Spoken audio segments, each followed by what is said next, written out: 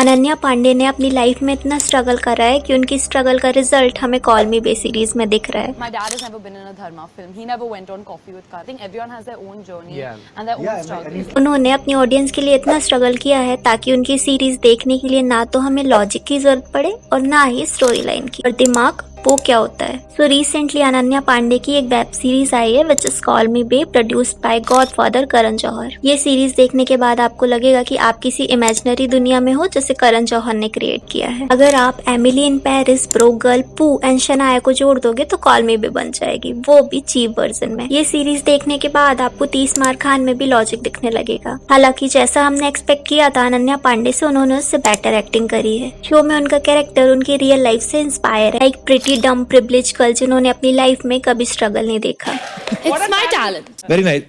अगर मैं इस सीरीज की स्टोरी लाइन की बात करूं तो ये स्टोरी लाइन काफी सिंपल है। बे, जिसका रियल नाम बेला है, वो एक रिच प्रिविलेज्ड गर्ल है एंड उसकी एक रिच पर्सन से मैरिज हो जाती है। She has everything, money, power except her mind. Her husband was like dumb type person जो बेला की वैल्यू नहीं करता, और बेला की कोई फ्रेंड भी नहीं रहते, जिस वजह से वो काफी लोनली फील करती है। और इसी लोनलीनेस को दूर करने के लिए आता है अनन्या का gym trainer and she feels so attached to him and she cheated on her husband. अब जैसे ही बेला के हस्बैंड को बेला के अफेयर के बारे में पता चलता है, वो उसको अपने घर से निकाल देता है, और यहाँ से स्टार्ट होती है अनन्या उर्फ बेला की स्ट्रगल की story, just like Ananya's real life struggle story. अब मुझे ये समझ नहीं आया कि जब सीरीज में अनन्या को इतना रिच दिखाया गया है तो वो वापस अपने पेरेंट्स के घर क्यों नहीं जाती। आफ्टर ऑल उसे इतना स्ट्रगल नहीं करना पड़ता। क्या हुआ, लॉजिक ढूंढ रहे हो? नहीं मिलेगा, cause this is Karan Johar's world and we are living on it. Karan Johar की मोस्टली मूवीज ऐसे ही होती है। अब जैसे स्टूडेंट ऑफ द ईयर ही देख लो, रियल लाइफ में कोई ऐसा स्कूल या कॉलेज होता है क्या जहाँ स्टडी की जगह वियर्ड कॉम्पिटिशन से डिसाइड होता है कि कौन स्टूडेंट ऑफ द ईयर बनेगा। सेम विद कॉल मी बे। इसे देखकर आपको लगेगा कि आप कोई हॉलीवुड सीरीज देख रहे हो, वो भी चीप वर्जन में। आपको ये सीरीज रियलिटी से काफी दूर मिलेगी। हालांकि ये सीरीज काफी फन टू वॉच है। अनन्या ने एक्टिंग भी काफी अच्छी करी है। थीम्स लाइक करण जौहर ने बेला का कैरेक्टर करीना कपूर के पू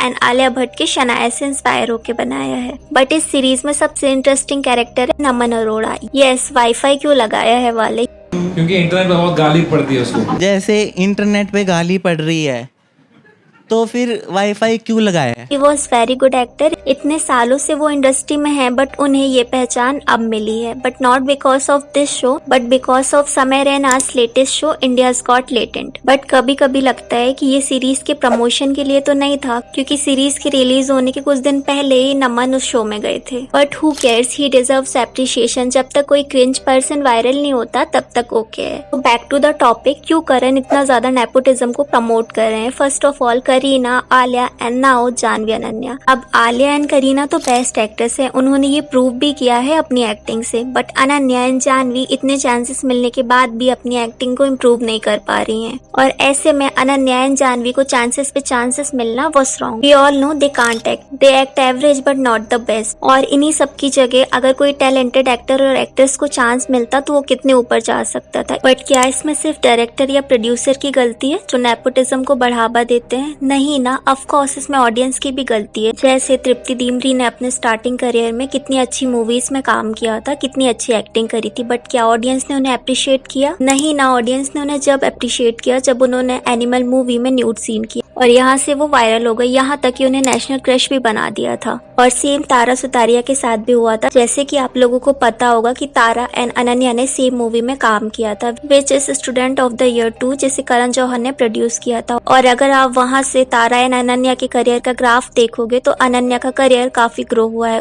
उसे कंटिन्यूअसली अपॉर्चुनिटी मिली है बॉलीवुड में। बट तारा का ग्राफ काफी डाउन चला गया, क्योंकि उसे अनन्या जितनी अपॉर्चुनिटी नहीं मिली, क्योंकि तारा ना तो स्टार किड थी और ना ही उसने अनन्या जितना स्ट्रगल किया था। और स्टूडेंट ऑफ द ईयर के प्रमोशन के टाइम पर तो उसे कम्प्लीटली इग्नोर कर दिया गया था। सारे प्रमोशन की लैमलाइट टाइगर और अनन्या को मिली। तारा अभी कुछ टाइम तक तो रेलेवेंट थी जब वो आदर खान को डेट कर रही थी। Yes, Aadar was related to Kapoor, but breakup के बाद वो भी इररेलेवेंट हो गई है। अगर उसे भी अनन्या, आलिया और जानवी की तरह अगर गुड अपॉर्चुनिटी मिलती तो शायद आज वो अपने करियर के टॉप में होती। ऐसा नहीं है कि करण जौहर गुड मूवीज नहीं बनाते, उन्होंने कभी खुशी कभी गम, कुछ कुछ होता है जैसी गुड मूवीज भी बनाई हैं और अभी जिगरा मूवी का ट्रेलर भी काफी प्रॉमिसिंग लग रहा है। बट एज करण सेट की ऑडियंस जिस जनरे में मूवी देखना चाहती है, आपको उसी हिसाब से मूवी बनाना पड़ेगा, तभी मूवी चलेगी। और ये ट्रू भी है, क्योंकि अभी आप 90s के कॉन्सेप्ट से मूवी बना दो तो वो फ्लॉप हो जाएगी। But the problem is Karan call me bae में कुछ ज्यादा ही इमेजिनरी वर्ल्ड में चले गए हैं, जिससे ऑडियंस रिलेट नहीं कर पा रही है। अब ऐसा भी नहीं है कि कॉल मी बे किसी को पसंद नहीं आ रही है, बहुत सारी ऑडियंस है जिसे कॉल मी बे बहुत पसंद आ रही है एंड उन्हें अनन्या की एक्टिंग भी अच्छी लग रही है। Same with me also. This series was good but थोड़ा लॉजिक मत ढूंढना। एंड ये सीरीज देखने के बाद आई थॉट कि अनन्या ने कभी अपने कंफर्ट जोन से बाहर का रोल करने का ट्राई नहीं किया, या शायद उसे कभी मिला नहीं। She always do same types of role, कोई वर्सेटैलिटी उनमें अभी तक नहीं दिखी है एंड एक्टिंग में भी कोई खास इंप्रूवमेंट नहीं हुआ है। एंड वहीं दूसरी तरफ अगर आप आलिया को देखोगे तो आलिया ने भी करण जौहर के थ्रू डेब्यू किया था एंड आलिया ने भी सॉटी में एक रिच डम गर्ल का रोल प्ले किया था। स्टार्टिंग में उसकी एक्टिंग भी अच्छी नहीं थी, बट टाइम के साथ उसने अपने एक्टिंग को काफी इम्प्रूव किया